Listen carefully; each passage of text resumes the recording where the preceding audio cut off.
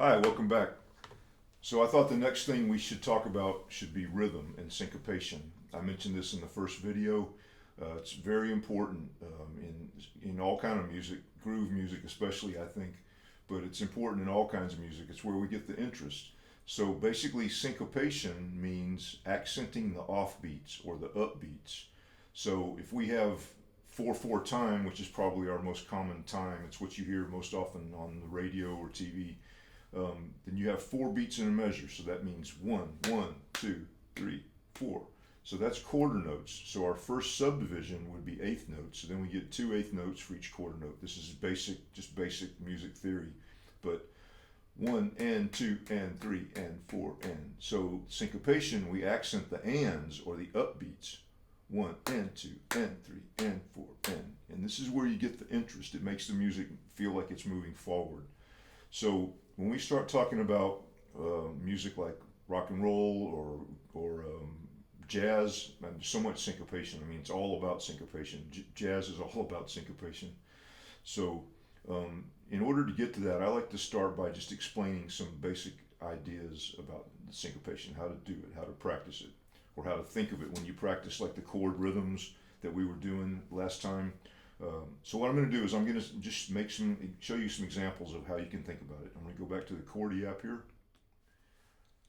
Okay, so again, if we think of four quarter notes, one, two, three, four, then we have eight eighth notes, and that's our basic rhythmic subdivision. If you listen to jazz, you hear somebody playing jazz, that basic subdivision is eighth note. Ding, ding, ding, ding. One and two and three and four and five and six, right? So it's basically eighth note subdivision at the beginning. So to apply this to our chord rhythms, I thought I would just show you where those syncopations are in a bar of 4/4 time, and then show you some examples of what it feels like.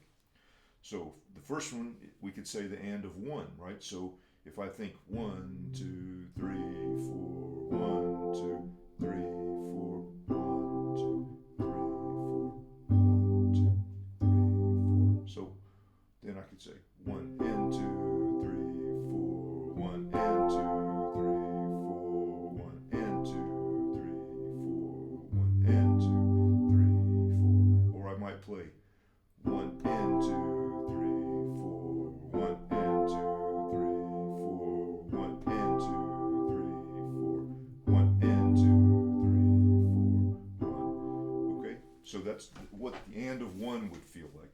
If I were just to do that on every bar, I would get something like one and two, three, four, one and two, three, four, one and two, three, four, one and two, three, four, one and two.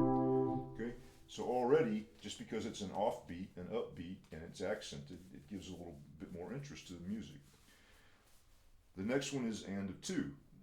So one, two, and three, four, one, two, and three, four, one, two, and three, four, one, two, and three, four, one. So if you listen to the first video, that rhythm that I started out demonstrating was just a dotted quarter note followed by an eighth note, and that eighth note can be tied over to a half note so it fills up the whole bar. Then that rhythm sounds like this. One, two, and three, four, one, two, and three, four, one, two, and three, four, one, two, and three, four, one. All right. So that syncopation is a little bit stronger than the and of one because it leads into a strong beat of the bar, which is beat three. So you're anticipating that third beat with the syncopation. So the and of one leads to two. The second beat, it's not as strong, but I could combine both of those together. I could get something like this.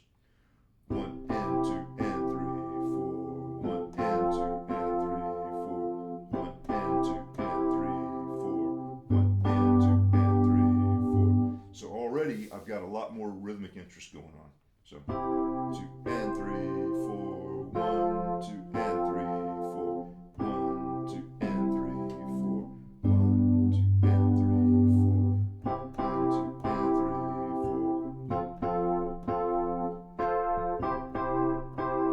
two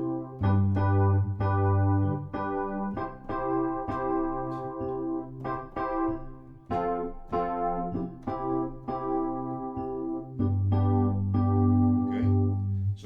got two syncopations. I've got the and of one and the and of two.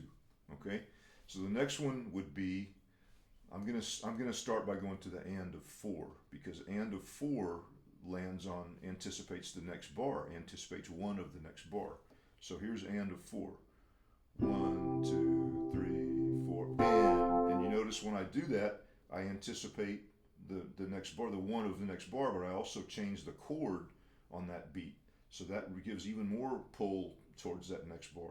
1, 2, 3, 4, and 1, 2, 3, 4, and 1, 2, 3, 4, and 1, 2, 3, 4, 1, 2, 3, 4, and 1, 2, 3, 4, and 1, 2, 3, 4, and 1, 2, 3, 4, and 1. Okay. So now let's talk about the end of three. So end of three will be 1, 2, 3, and 4, 1, 2, 3, and 4, 1, 2, 3, and 4, 1, 2, 3, and 4. Okay, let's put another note in front of that. 1, 2, 3, and 4, 1, 2, 3, and 4, 1, 2, 3, and 4, 1, 2, 3, and 4. Okay, it's not as strong as the end of two or the end of four, but I can combine that with the end of four, so then I get something like this. 1, 2, 3, 4, and 1, 2, 3, and 4, and 1, 2, 3, and 4, and 1, 2, 3, and 4, and 1, 2, 3, and 4, and 1, 2, 3, and 4, and 1, 2, 3, and 4, and 1, 2, 3, and 4, and 1. Okay, and if you look at these rhythms closely, so already you see how much more interest we're getting in the music. So if you look at these four different examples, the first one dotted quarter followed by an eighth note, 1, 2, and 3, 4, 1, 2, and 3, 4. That's actually the same as the and of the third beat followed by an and on the and of four. That would sound like 1, 2, 3, 4, and 1, 2, 3, 4, and 1. It's the same rhythm, just one of them starts on the first beat and one of them starts on the third beat. So that's another interesting thing. And both of those things land on a strong beat, which is landing on 1 or landing on 3. Same with this one. 1 and 2 and 3, 4, 1 and 2 and 3, 4, 1 and 2 and 3, 4, 1 and 2 and 3, 4, 1. Okay, that's the same really as this one, except that this one starts on the third beat. 1, 2, 3, and 4, and 1, 2, 3, and 4, and 1, 2, 3, and 4, and 1, 2, 3, and 4, and 1. Okay, so what I usually get my students to do is just take these four rhythms and just use them as I'm playing over the cadences here, like we've been doing. Just that 4-bar phrase, one bar of 1, a bar of 4, back to 1, and then another bar of 5. And then just take one of these rhythms and play it repetitively over that whole thing.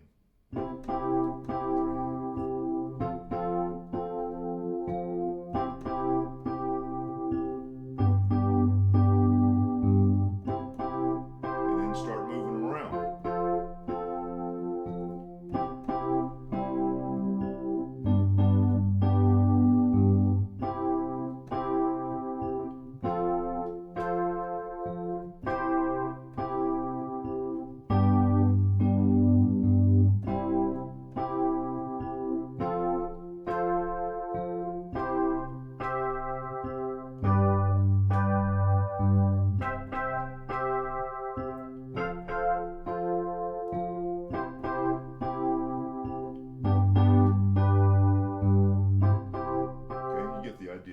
So here's the and of 4.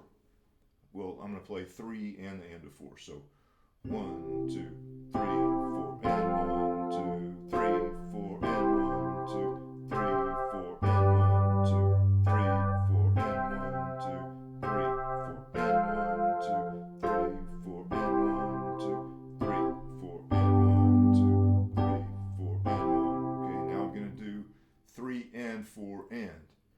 1, 2, 3, and 4, and 1, 2, 3, and 4, and 1, 2, 3, and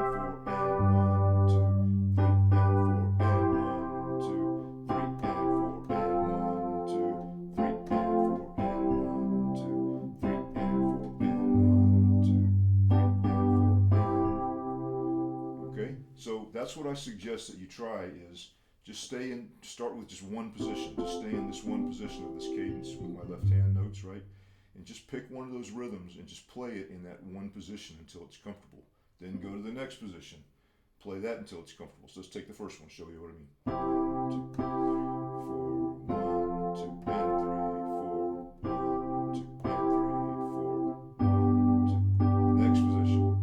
1, 2, and 3, 4, 1, 2, and 3, 4, 1, 2, and 3, 4, 1, 2, and 3. Next position. 1, 2, and 3, 4, 1, 2, and 3, 4, 1, 2, and 3, 4, 1, 2, and 3, 4, 1. And then you can start to move them around, changing the inversions. So, and keep the voice leading consistent as well. So 1, 2, and 3, 4, 1, 2, and 3, 4, C, 2, and 3, 4, G, 2, and 3, 4, 1, 2, and 3, 4, 1, 2, and 3, 4, 1, 2, and 3, 4, 1, 2, and 3, 4, 1, 2, and 3, 1, 2. Okay, so you get the idea. Each one of those four different rhythms. So this is a real good place to start. Again, you're learning how to play the chords and find them in all the different positions, and voice leading, which helps you see how the chords move from one to another. And then we add in some rhythm. So now we're starting to get somewhere. So I suggest you try this next. And there's plenty more things coming up. We're going to talk about some melodic improvisation. We're going to talk about more things to do with the left hand. Some of the things I already said before.